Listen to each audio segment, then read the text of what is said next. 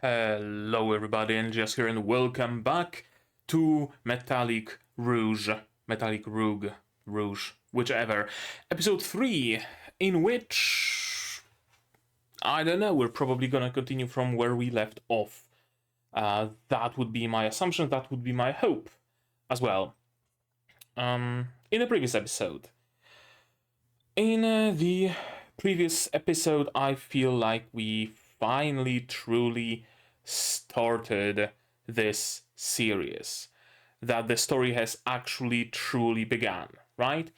I really feel that the first episode was just a hook, a vertical slice of what this show, what the story is going to be, what it has to offer.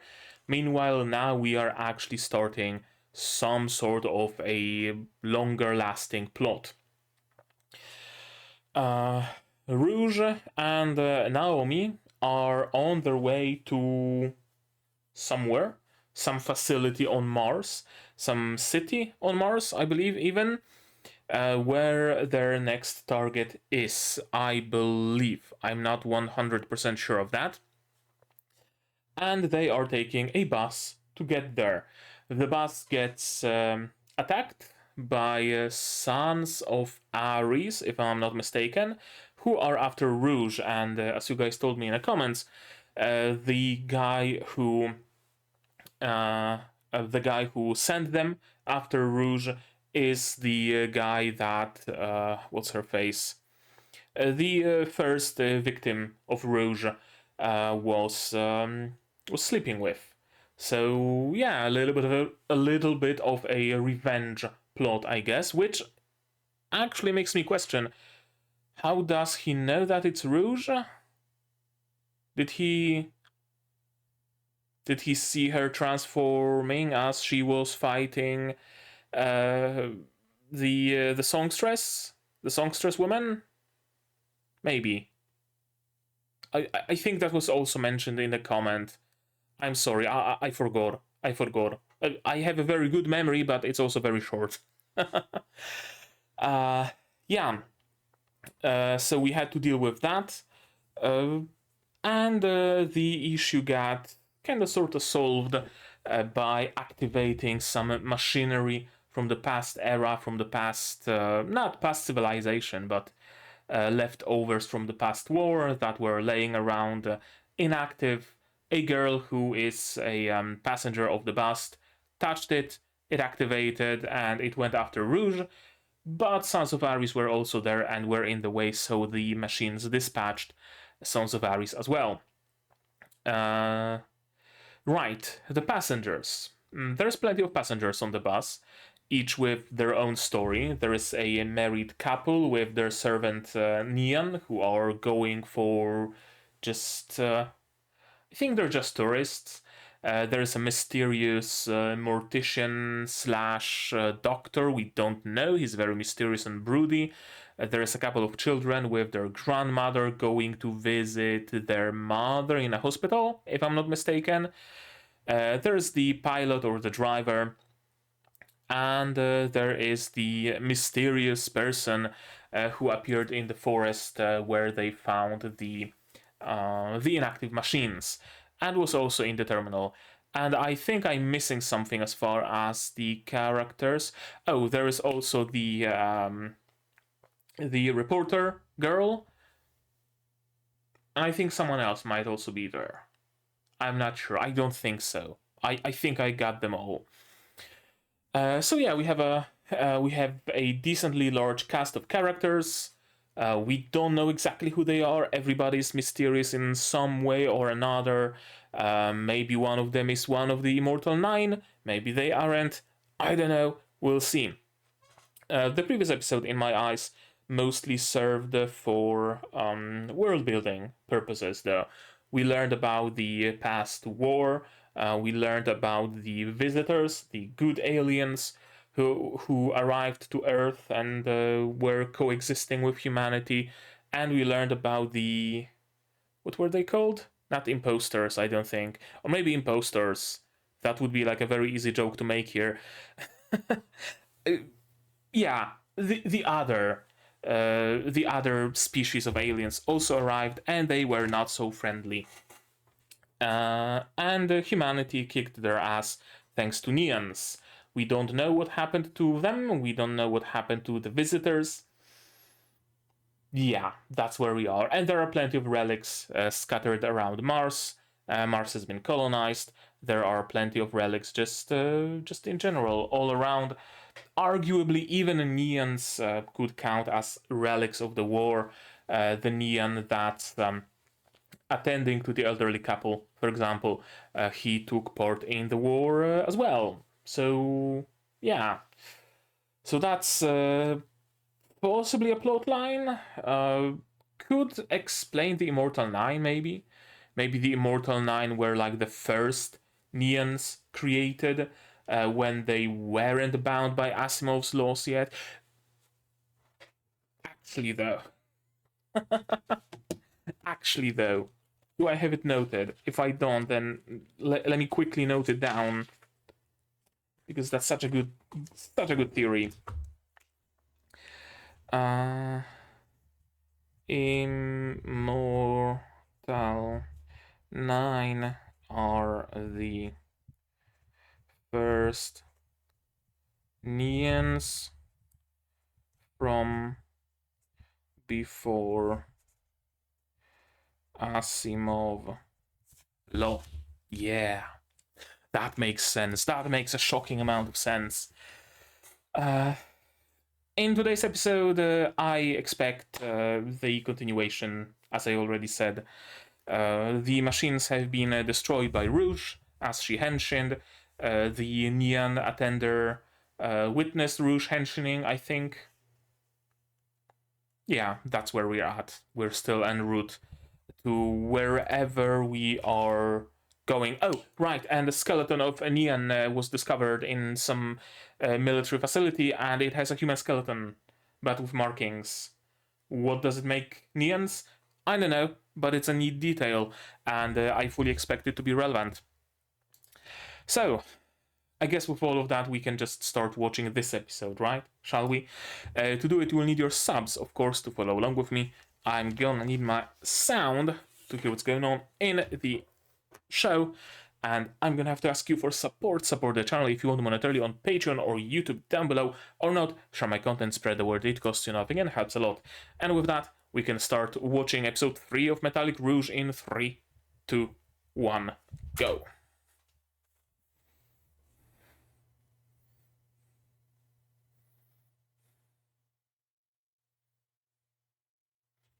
Neon community, huh? Oh, so we arrived.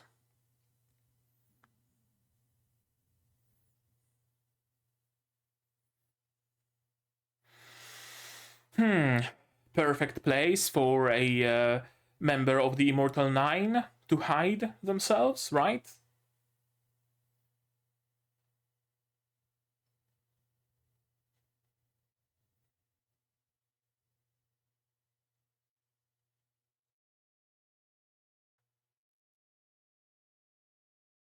Also, at the beginning of the previous episode, we also met a detective guy with his neon.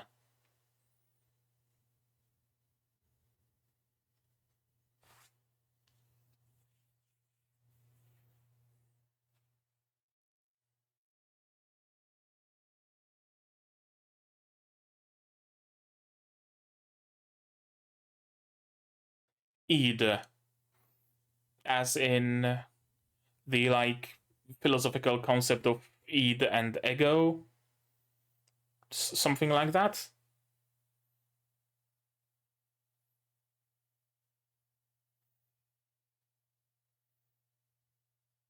Probably that's what it is. Who was it who created the concept of id and ego? Was it Freud? I'm not sure. I know. That backpack is angry.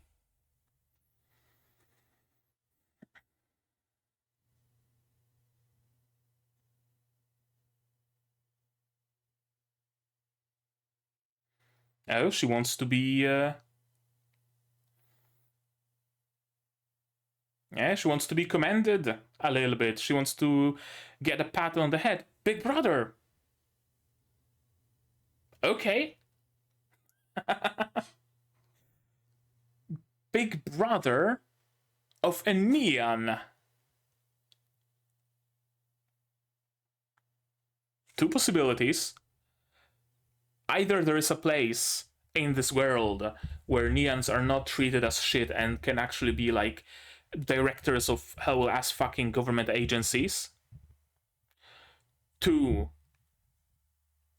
humans can be turned into neons, and that's what Rouge is. Or I guess three, the agency they're working for isn't a government agency per se, but rather like an underground agency working with and for neons. 4, it's just a figurative way of calling him brother. Maybe.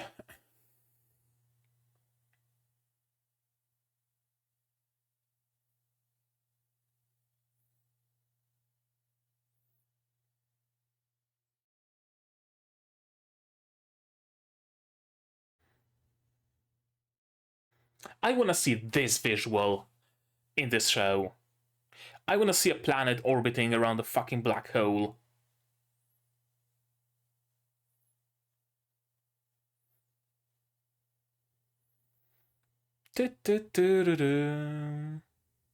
Earth?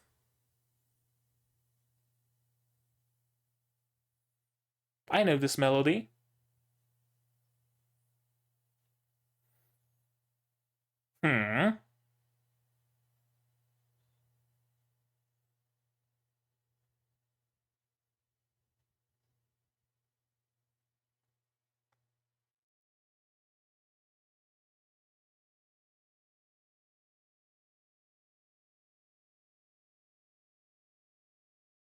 Ochrona? Why are you using a Polish word for security?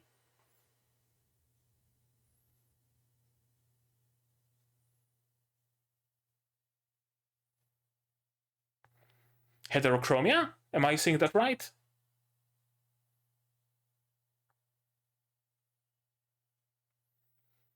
Phantom Verde.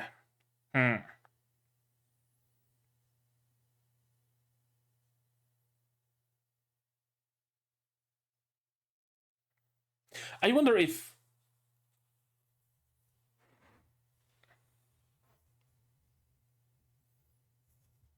Why are they translating it Ochrona? She's not like pronouncing it Ochrona or Ochrona or anything near that. Ochrona. Why the random fucking Polish word?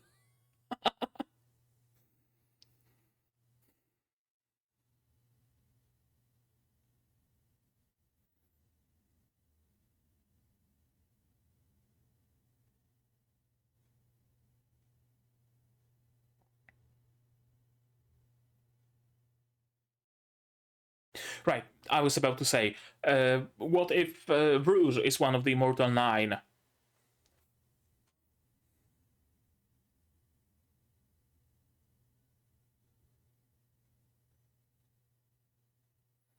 Herm? Your chocolate? Your chocolate.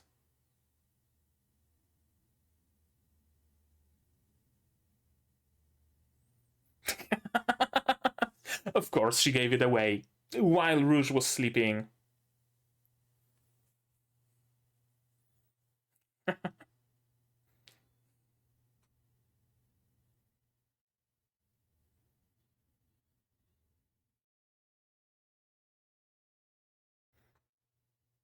Oh, the reporter.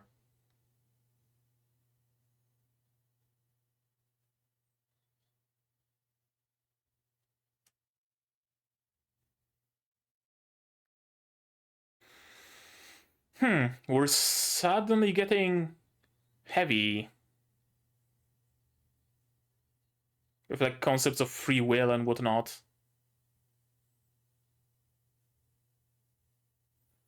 Why the weird shift in tone?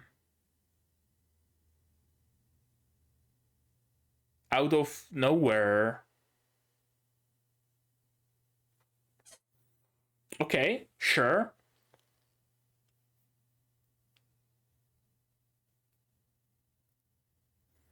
Oh, so they can communicate. They just conveniently didn't when Rouge was fighting the robots. Oh, hello, Verde, whatever your name is. Phantom Verde.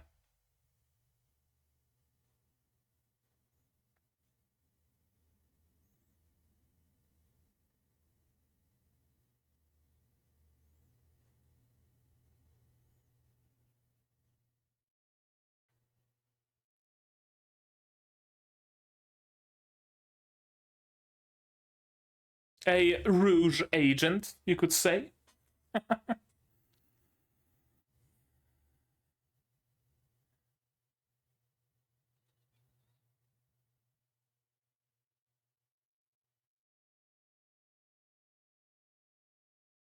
Oh, doctor. Okay, so a doctor, not a mortician.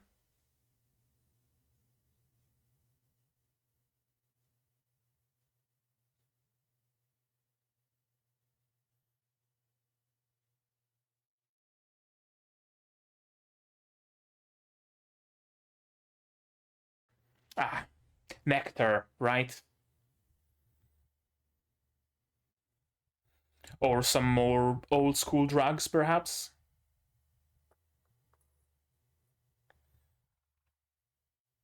You are forgetting your assistant, Doctor.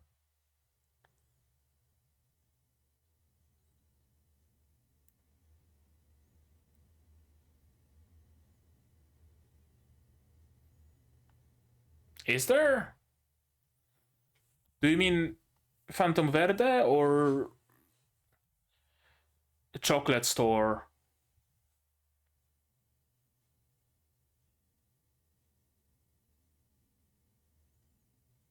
Nectar, of course.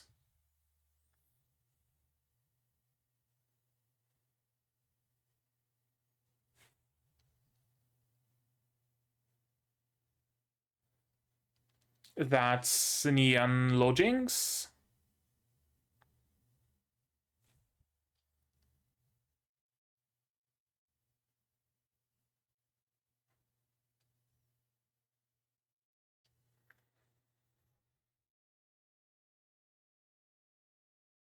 Who do you mean?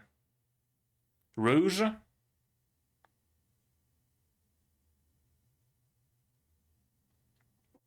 Are we preparing a Neon uprising and Rouge will be one of the key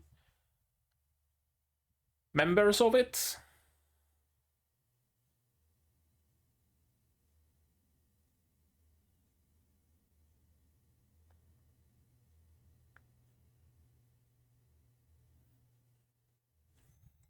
You are an assistant, Rouge.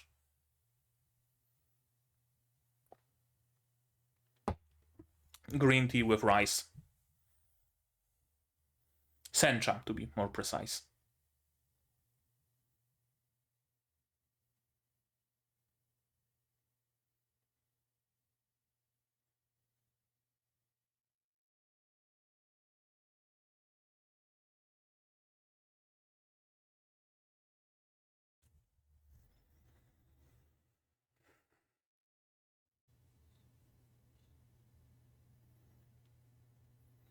Okay, I guess signals being out of sync is bad.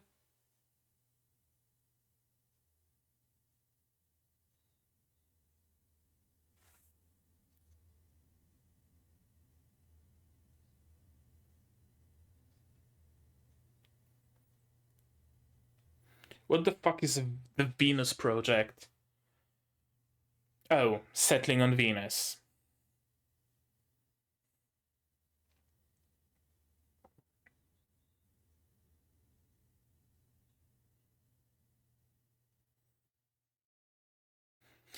You would honestly have a better chance colonizing Venus with floating cities. The atmosphere of Venus is actually thick enough that if you were to use balloons filled with just nitrogen, they would hover at a pretty comfortable altitude. 20-something degrees, decent humidity, little sun and non-breathable air, sure, but still.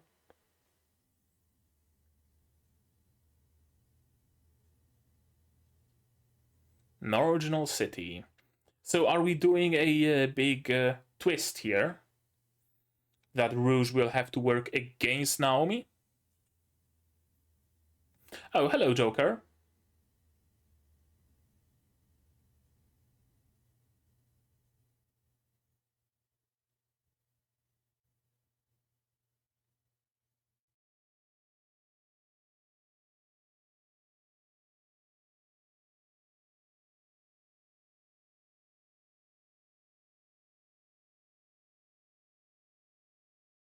Why ochrona?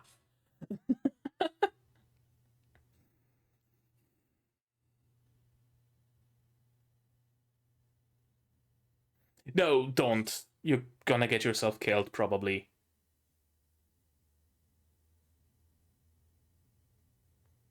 Yeah, it really is, like, extremely uncharacteristic for her.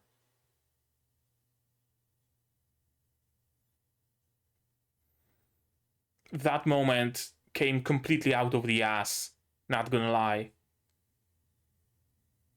Way.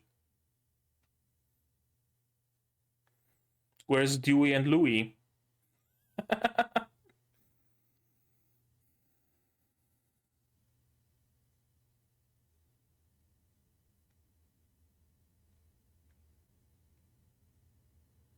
Oh, is it a case of whatchamacallit?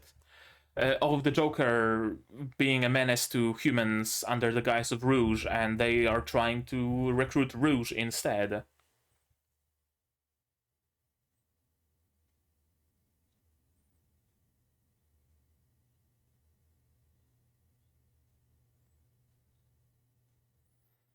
Eh,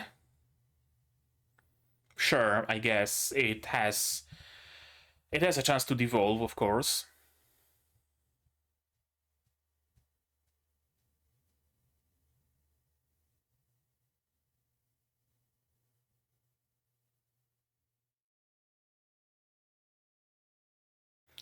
Rimworld music again.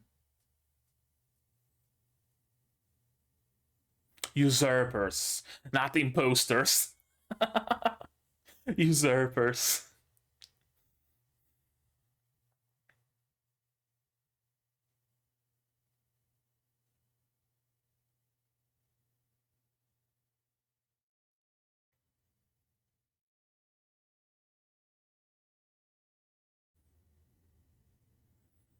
Being. Right. Are you trying to remove it from your code? Are you gonna try to scan Rouge and figure out how she can do it?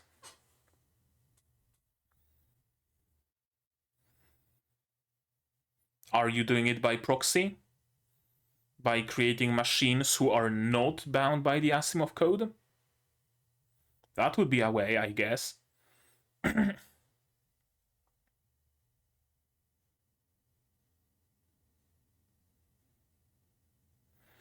Hmm.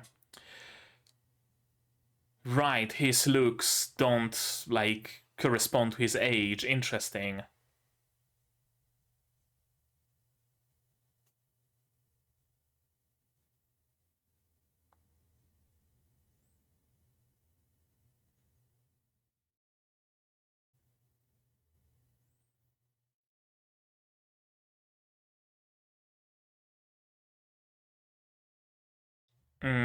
Immortal 9, you mean?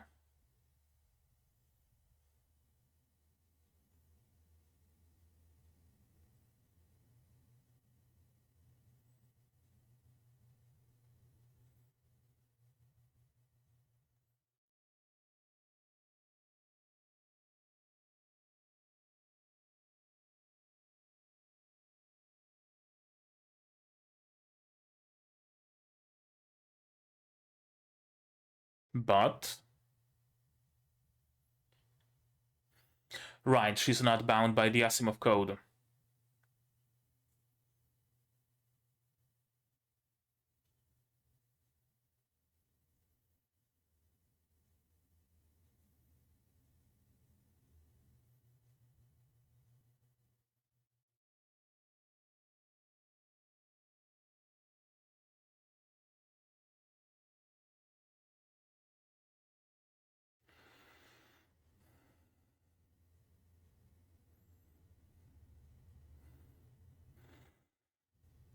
Interesting music choice for something that has some very, like, dark undertones.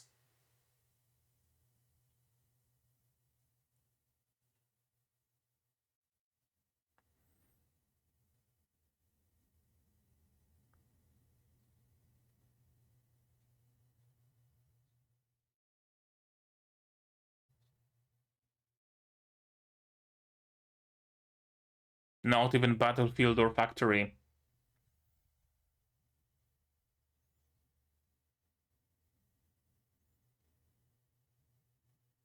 Yeah.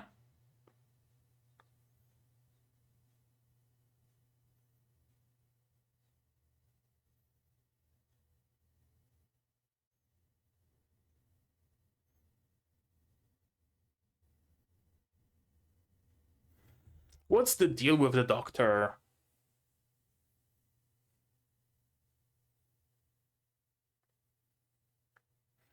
On one hand, he's like helping the Neans, but on the other, he's like, ugh, they're gonna want free will first. What next? They're gonna wanna vote? Fucking Neans? I know. I can't get a good read at him, on him.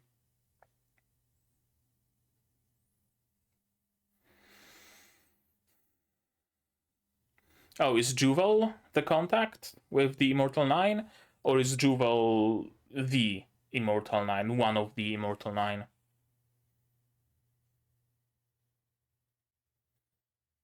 Huh. Shit. Who and why? Joker? Joker might have done it.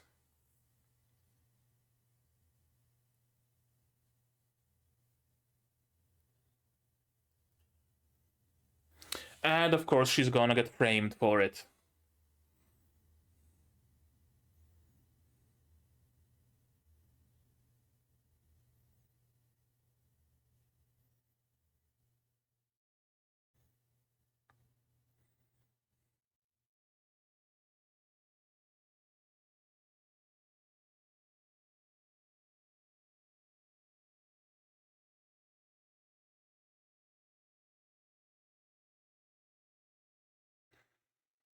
Hmm.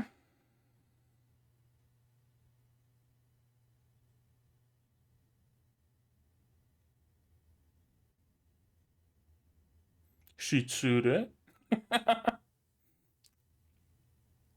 She did get set up by someone. Question is who and why. Like, I can see why someone might want to eliminate the kid. Right? His. Okay. Let's end it here. Why don't we? Well, all right. What a weird, abrupt ending. Like, there certainly would be people who really don't like the kid being out and about, right? He's fighting for the, like, neon rights and whatnot.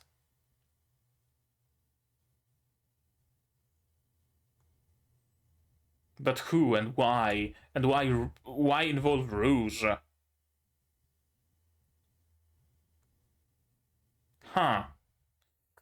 We'll see, I guess.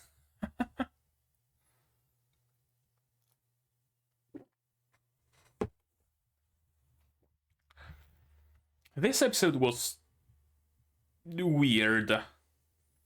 I'm not gonna lie. it did some interesting things worth talking about, and my eyelashes are a fucking curse of mine. Yeah, there are a couple of things really worth talking about, so we're gonna talk about them. But overall, a weird episode, like overall weird. Overall weird, not just like one thing weird about it, but like a whole slew of things felt really weird about this episode. Not in a good or bad way either, just weird, you know? Let's watch it again and talk about those moments a little bit more. Right. There's the carnival, which is going to be relevant somehow. There is the Nian settlement. We're giving the Id to this weird-looking guy, who's not listed on the list of characters, I don't think, at least not with a portrait.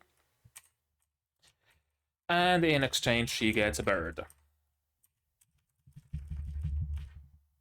Like, this is interesting that Rouge is like, right, like she's looking at her own shame, like she didn't want to kill Sarah. That's the vibe I'm getting here, but she like was forced to. Which reminds me, do I have it noted that Rouge is Immortal 9? I do not. Rouge is Immortal 9. She has the final bowl for Jean. Yeah, Jean is collecting bowls, and something tells me Rouge might have the 9th one.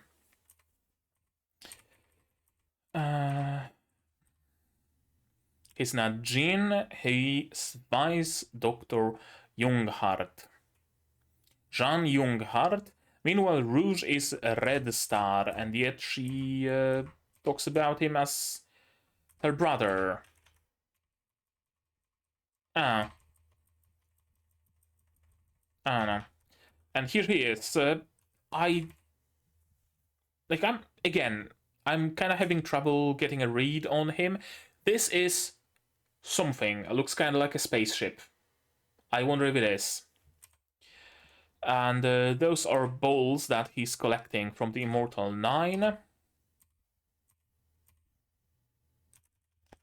Yeah, and he needs all of those 9 balls to activate the spaceship, maybe. And, I don't know. But there certainly is some element of, like, collecting the Dragon Balls. Jean collects Id balls to start some spaceship or other alien thingamajig.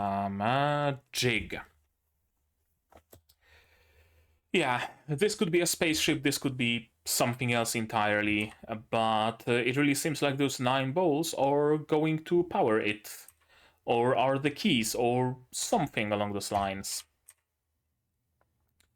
Ochrona, why? Why Ochrona? Why has it been translated this way?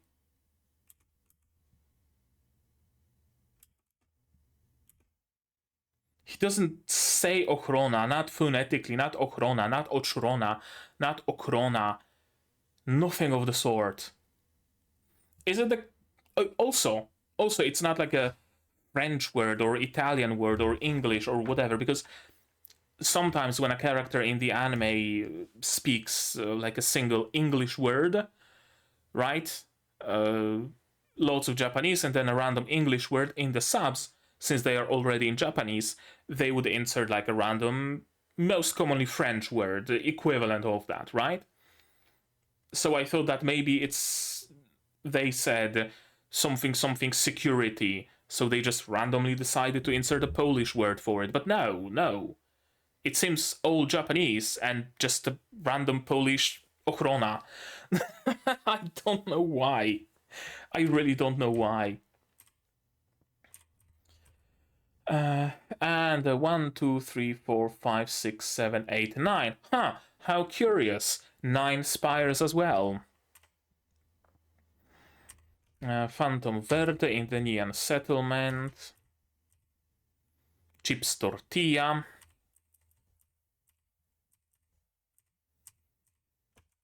Resting at a sauna, eating a boiled crab. Boiled herm, rather.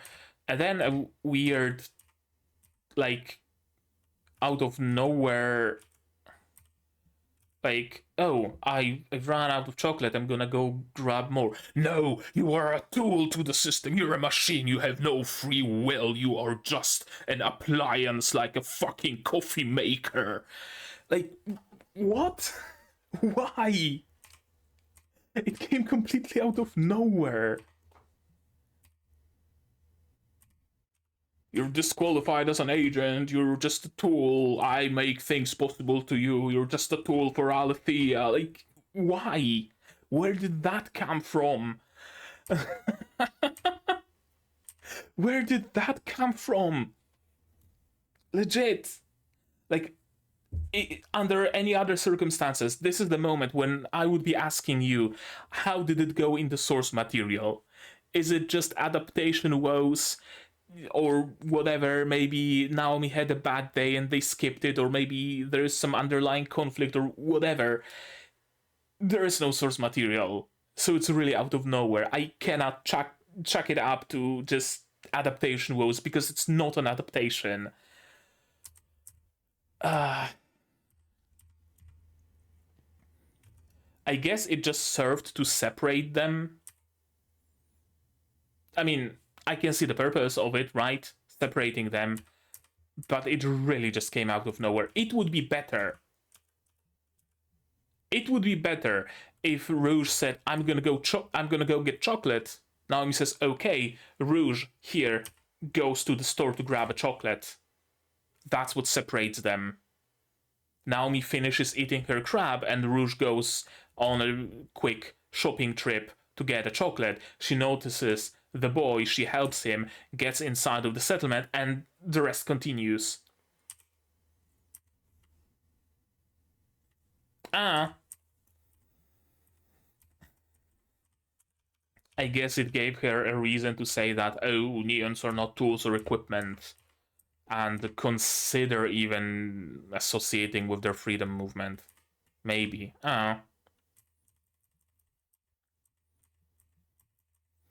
Yeah, the doctor on one hand is helpful. He helps Rouge. On the other, he's a drug dealer. And he's like, oh, the neons, next they're gonna want voting rights. Right? Again, I really don't get a good read on him.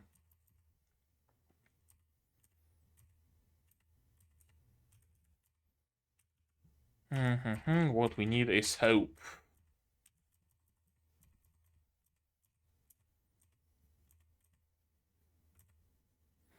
Subsidy for combat neons. The neons they're throwing at the Venus project. So, they're trying to terraform Venus, which is really not a great idea. Like Mars, okay, Mars you can reasonably terraform. You just give it an atmosphere. Well, easier said than done, right? But, like, relatively simple. You just give it an atmosphere. You create a little bit of a, whatchamacallit?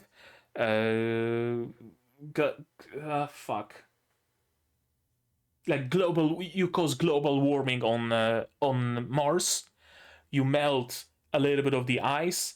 You get water. There's water on Mars in the ice caps, right? And you can start terraforming it properly and well.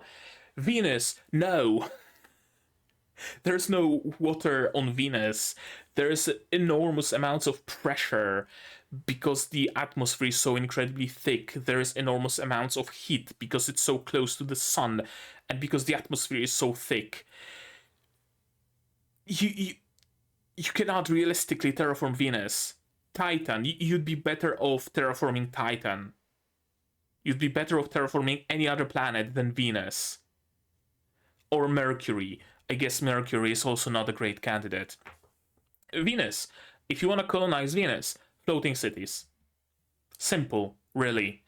Again, as I said, at the if you were to just fill habitats with nitrogen, with breathable Earth air composition, and you were to just drop them on Venus, they would hover in that sweet spot in Venus' atmosphere, where the temperature is, I think it's not in the 20s actually, I think it's like in the 30s, but still livable for humans. There is enough atmosphere above you to shield you from radiation. The air pressure is again livable for humans. The air is not breathable, of course, because it's like vapors of sulfuric acid or whatever. But you could colonize it that way, and it would be decently comfortable for humans. You could realistically have a balcony on your Venus habitat, and you could go out to that balcony with just a rebreather on your face, with just an oxygen tank. And you could otherwise just walk around Venusian floating cities with no problems. Terraforming the surface, bad idea. Neons or not, bad idea. And I guess it's supposed to show us how completely disposable neons are, right? Like, oh, we know that they're gonna survive on the surface for like 2 hours, but they're gonna do something for those 2 hours, and then we can just airdrop another bunch, right? That's kind of sort of the thinking, I guess. And it's supposed to show us, the viewers, just how disposable neons are. It's supposed to drive the point even further in. He's very cunning. I don't know where he is. Levi of the CFN. Yeah, this guy is shady, and of course Joker is shady. Wouldn't surprise me if this cap-wearing dude was the one who killed the kid. Wouldn't surprise me whatsoever. Wouldn't surprise me if he wanted to take over the organization, right? Like, the organization was legit created just to give equal rights to Neons. That's legitimately the idea. But this guy, this motherfucker doesn't like it. He wants retribution or something. And under his newfound rule, he's gonna try to, like, burn human cities as retribution. Right? That's the vibe I'm getting here. The kid genuinely wanted coexistence. He wants revenge on humans. Investigation, yeah. Yeah, I really don't get it. I really don't get you, Naomi. It really seems like she... I know, like she lost her mind momentarily. I don't fucking know, man.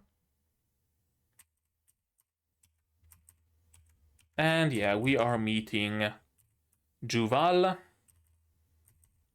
and the CFN. CFN is only trying to win the rights from Niels. Yeah, that's how it starts out, no matter who's doing it. We only want to live, we only want to be free. Niels are every bit as greedy as humans. What do you propose, then?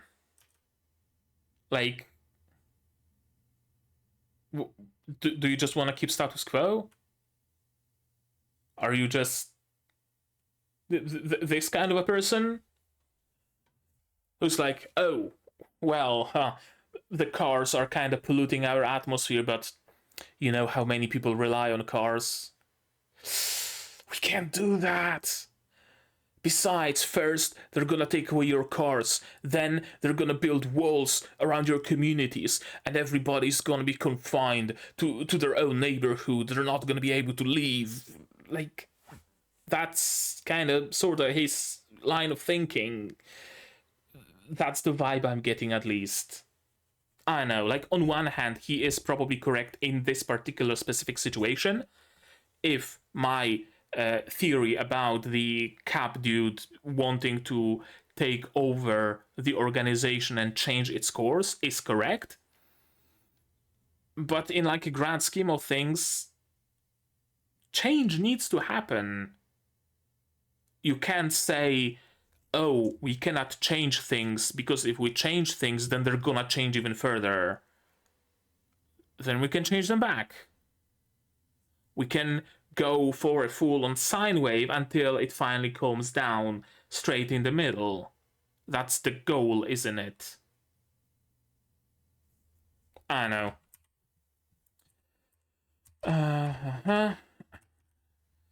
Dima. Ceasefire with the usurpers. Yeah, built for Neons returning from the war.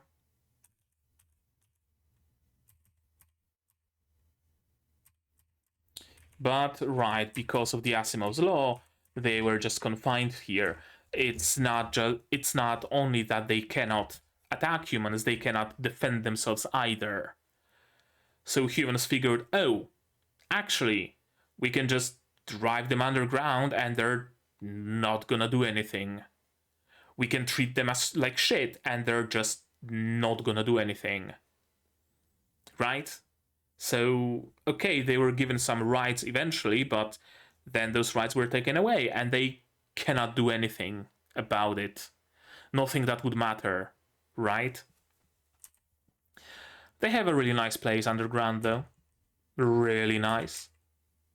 This is very interesting. I thought they're going for this, like, whatchamacallit, not a shock factor or whatever, but the thing where the character's appearance doesn't match their character, right? The wise old leader, but he's just a boy. He's just like 13, but he's wise beyond his age. I didn't realize, I guess, at first that, yeah, neons probably don't grow. They're artificial. The size they are when they have been created is the size they will be. So this dude was created as a child, 27 sets of parents, I know, 200 years ago or however long, and he remains a child. He cannot grow up. It's just not a thing that neons can do. But he is this old wise man simply inside of this shell. Cool. Cool. I was made as a substitute child. Yep. All we want is freedom.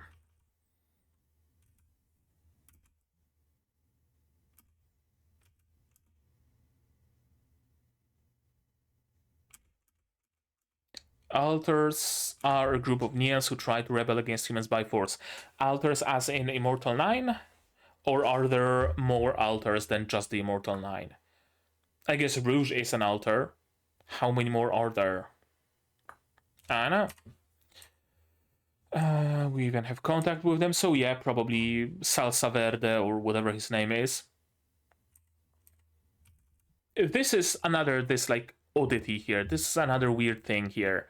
Like, Rouge seems to be captivated by the idea of freedom, right? I'm not a tool. I'm not a thing. I'm not a device. I'm not a machine. I have freedom. I am free. And this guy, this whole organization comes in saying, hey, we're fighting for the same thing, right? We all want to be free. We can help you. You can help us. We can together fight for our freedom. And then she gets a whiff of her target and she's like, kill.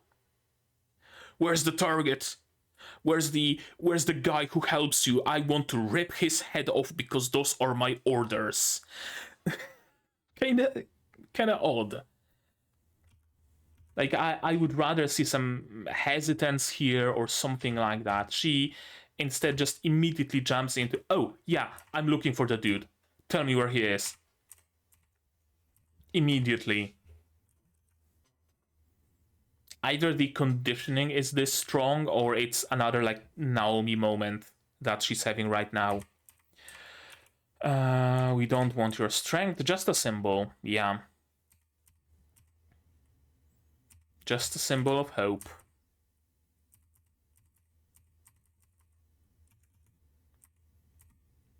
Yeah, I can learn your techniques to help my kind.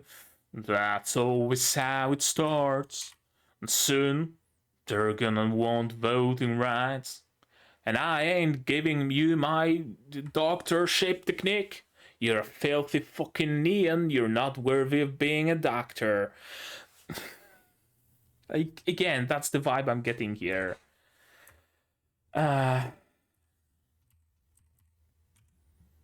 Equipment, hope.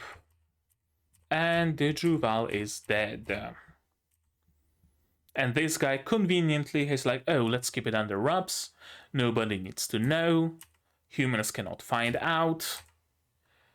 And it seems that the humans did find out eventually, and they are rushing B in the Neon district.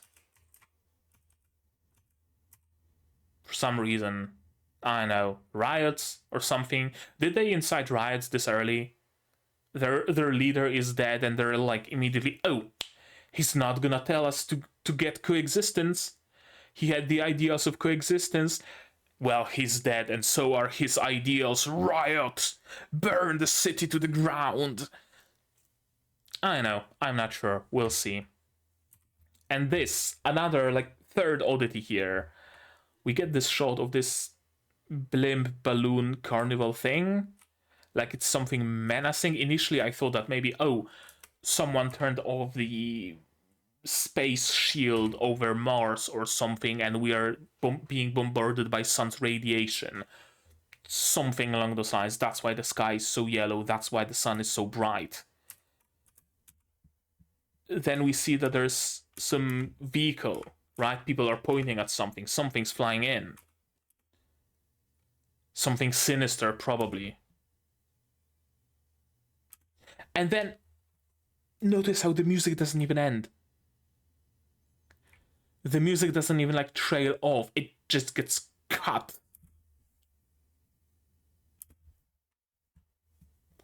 What? Oh boy. This episode was a roller coaster. It really was a roller coaster. Holy shit. Oh boy. Oh boy. What a roller coaster of an episode, as I already said. We have Naomi acting completely fucking out of character. We have Rouge acting against what she realistically should have acted.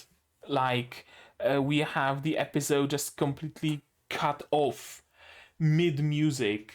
We have a doctor who's helping Neons and is in general a nice guy, but also doesn't want Neons to vote. Just oddity on top of oddity on top of oddity. And I cannot make heads or tails of it. You know? Like, initially I thought that, okay, sure, Rouge and Naomi are gonna be going after their targets. They're gonna be killing them, and near the end it turns out that, oh, Rouge is the last one, the last of the targets. She's the last of the Immortal Nine, and she has to die. And because of the travels, the journeys, the people she met, she decides that, no, I am going to go against this order. I want to live. I want to live more than I want to fulfill my purpose, than I want to fulfill my order. And she rebels and kills whoever's in charge and incites global movement for the rights of Neons, or right? Something like that. That's what I expected. That it's going to be a journey of Rouge growing to eventually gain her own sentience. She is sentient, but you know what I mean. Gain her own like purpose, her own mind, her own opinion, etc., etc., etc. That's what I expected. And we got a little bit of a taste of it here, right? Where Rouge is like, okay, yeah, I am free, I have freedom. And then she immediately kind of gives up that freedom by being like, oh, shit, my target's here. Where is he so I can kill him? I know, it's weird. It's weird because it, like, entirely prevents me from figuring out where it's going to go.